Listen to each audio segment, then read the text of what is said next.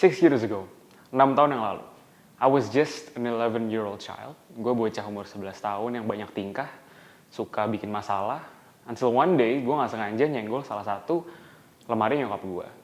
Gue senggol, barang-barangnya semua jatuh. Dan yang jatuh bukan baju, bukan wardrobe. Tapi yang jatuh itu banyak banget HP jadul. No, bukan smartphone. HP yang bener-bener jadul.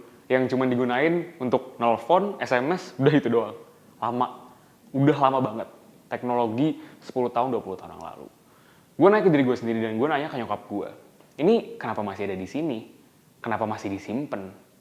And sama-sama bingung. Oh iya, kita ngapain nyimpan ini di dalam ya? Tapi pertanyaannya berlanjut.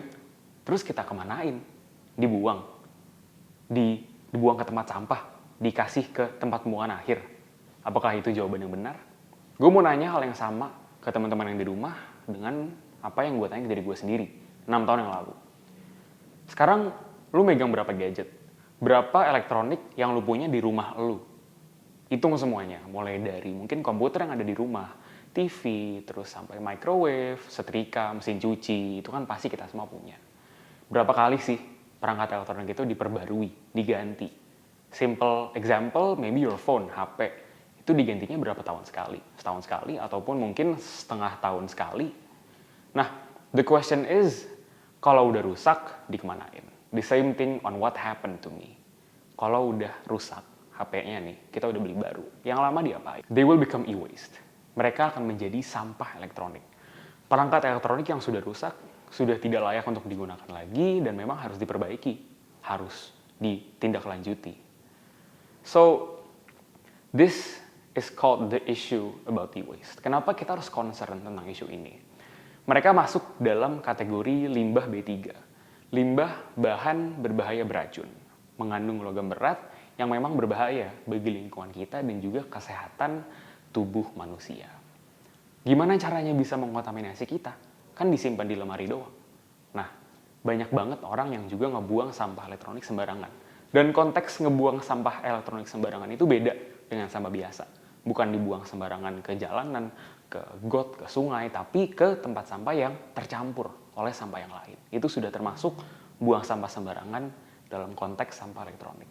Kenapa seperti itu? Karena kita nggak tahu. Nanti bakal diambil sama pemulung, atau bakal end up di pembuangan akhir, atau bakal diapain. Banyak banget cara pengolahan e-waste yang salah. Dibakar, dikubur, dibuang ke lingkungan, dibuang ke sungai, itu masih banyak. Dan itu yang terjadi kalau misalnya kita buang ke tempat sampah yang bercampur. So, dengan pengolahan-pengolahan yang salah itu, yang membuat racun di dalam sampah elektronik bisa mengkontaminasi diri kita. Contohnya, dibakar, polusi udara. Tapi bedanya polusi udaranya mengandung logam berat, mengandung merkuri.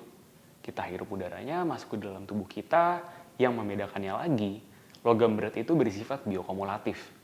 Jadi dampaknya nggak secara langsung. Kita nggak langsung tuh, misalnya sesak nafas, ataupun iritasi kulit, ataupun gangguan otak. Itu nggak langsung. Tapi lebih ke jangka panjang, setahun, 2 tahun kemudian. So, throwing your e-waste to the trash bin, disimpan di rumah, is never the right solution. Trash is never the right place. Di sini datang perannya komunitas yang saya dirikan 6 tahun yang lalu juga. Setelah saya bertanya kepada diri saya, e-waste itu harus diapain? E-Waste RJ, komunitas yang berdedikasi untuk mengurangi sampah elektronik di Indonesia melalui daur ulang. Melalui gerakan e-Waste RJ Drop Zone. Ada 3, campaign, collect, recycle. Campaign, kita bersosialisasi, kita raise people's awareness about the issue tentang masalah bahaya sampah elektronik terhadap lingkungan kita. Collect, kita mengumpulkan sampah elektronik. Kita memfasilitasi masyarakat Indonesia yang ingin berkontribusi dalam gerakan pendaur ulang sampah elektronik. Kita menyediakan wadah khusus yang tersebar di 20 titik dalam 12 kota ataupun kabupaten yang ada di Indonesia. Setelah kita kumpulkan, kita akan recycle. Sama seperti solusi sampah-sampah yang lain, didaur ulang. Cuman bedanya, mendaur ulang e-waste tidak sama dengan mendaur ulang sampah plastik, sampah organik, sampah non-organik. Mendaur ulang e-waste membutuhkan mesin khusus dengan proses yang lama dan proses yang tidak gampang. That's why e-Waste RJ kita bekerja sama dengan pihak ketiga. Kita bekerja sama dengan perusahaan pendaur ulang sampah elektronik yang tersertifikasi oleh KLHK untuk mendaur ulang e-waste secara legal. Jadi jangan salah, bukan e-waste RJ yang mendaur ulang. No, kita nggak boleh. Karena kita juga nggak punya mesinnya, kita nggak punya knowledge-nya, kita nggak punya specialty-nya. Dari tahun 2016, sekitar 4-5 tahunan, e-waste RJ sudah mengumpulkan lebih dari 3 ton sampah elektronik. Dan itu progresif, nambah terus jumlahnya. So, I can say that impact yang kita berikan kepada masyarakat itu sudah cukup baik. Kita meningkatkan kesadaran mereka dan inisiatif mereka untuk mendaur ulang sampah elektronik. Tapi 3 ton, is that enough? That's the question there. 3 ton mungkin banyak ya untuk so many people, untuk beberapa orang 3 ton itu jumlah yang sangat besar. Tapi kalau misalnya kita bandingkan dengan jumlah e-waste yang dihasilkan oleh Indonesia setiap tahunnya, itu masih 0,001%. Jumlah e-waste yang dihasilkan oleh Indonesia itu 812.000 ton per tahun. Sebanyak itu. We have a new problem here. Konsumen, we're too consumptive. Kita beli terus. Kita nggak ngejaga perangkat elektronik kita. Cepat rusak, cepat beli baru. Terus ya udah yang lama dibuang tadi di awal. Disimpan atau enggak dibuang ke pembuangan akhir, kasih ke pemulung.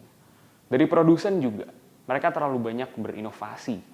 Setiap tahun ada versi perangkat elektronik yang baru, setiap tahun ada tipe HP yang baru. Itu membuat kita konsumen juga akhirnya mau beli terus, dan beli lagi.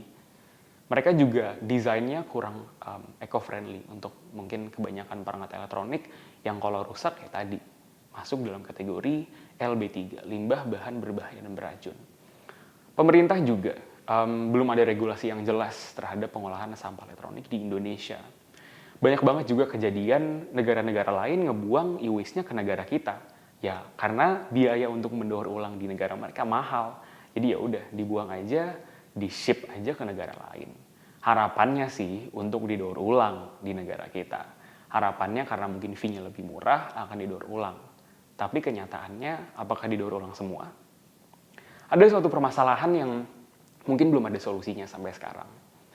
Industri pendaur ulangan sampah elektronik di Indonesia itu tidak bisa mendaur ulang e-waste dalam skala yang kecil ataupun dalam jumlah yang kecil. Kenapa? Recycle e-waste itu membutuhkan mesin yang khusus, proses yang lama, dan juga energi yang cukup banyak. Jadi hasil daur ulang mereka harus bisa menutupi dana yang mereka gunakan untuk mendaur ulang e-waste itu sendiri. E-waste RD juga kalau misalnya ngirimin sampah elektronik ke perusahaan pendaur ulang itu langsung banyak. Kita kumpulin di gudang dulu, terus dikirimnya sekali 300 kilo, 400 kilo, langsung dalam jumlah yang banyak. Kondisi e-waste di Indonesia sekarang, kita menghasilkan jauh lebih banyak dibanding kemampuan kita untuk mendaur ulang, kemampuan untuk nge-recycle. Ini juga bisa dihubungi dengan masalah climate change yang kita hadapi di dunia.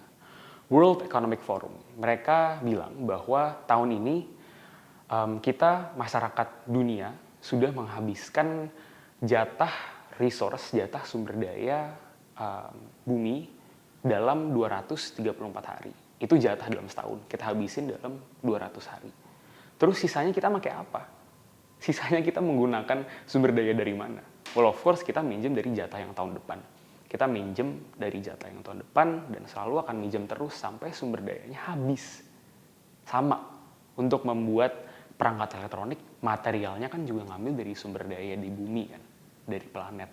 Itu akan kita gunakan terus, consuming more than the planet can provide. So, what's the solution? Recycle, daur ulang itu selalu menjadi solusi yang memang bagus gitu. Karena ya, at the end of the day, semua akan menjadi sampah. That's why harus kita recycle. Tapi ada yang lebih penting, reduce. So, untuk melakukan itu, we have to be a wiser, a smarter, and more responsible consumer of electronics. Kita harus lebih bijak, lebih pintar, dan juga bertanggung jawab. Gimana caranya? HP yang lu pegang sekarang, HP yang lu gunakan setiap hari, tahu nggak? Itu computing power-nya lebih kuat dibanding komputer di zaman dulu yang digunakan untuk menerbangkan manusia ke bulan. Jadi sebenarnya HP yang lu pakai sekarang itu udah kuat banget. So, maximize it. Gunain secara maksimal. Jangan setahun langsung ganti, setengah tahun langsung ganti. Come on lah guys. Harus lebih maksimal dalam penggunaannya. Dalam memilih dan juga membeli perangkat elektronik, kita harus lebih bijak. Beli yang memang kita butuh, bukan yang kita mau. dalam penggunaannya juga harus lebih bertanggung jawab. Gue masih sering banget melihat orang-orang main HP, playing their social media, main game, sambil HP-nya dicas. Itu otomatis bakal ngerusak baterai perangkat elektronik, bakal ngerusak HP lu sendiri. Karena rusak, of course kita bakal beli baru, yang lama jadi e-waste. So, you have to be a more wiser, lebih bijak, lebih pintar, dan lebih bertanggung jawab.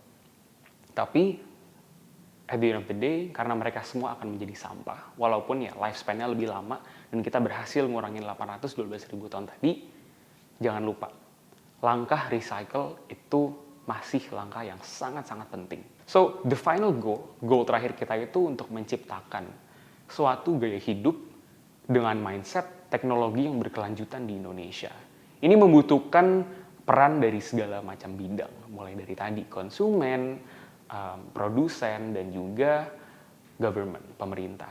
Saya di sini berdiri sebagai komunitas menjembatani antara konsumen dan juga industri pendaur ulangan sampah elektronik, memfasilitasi mereka untuk berkontribusi dalam gerakan mendaur ulang sampah elektronik.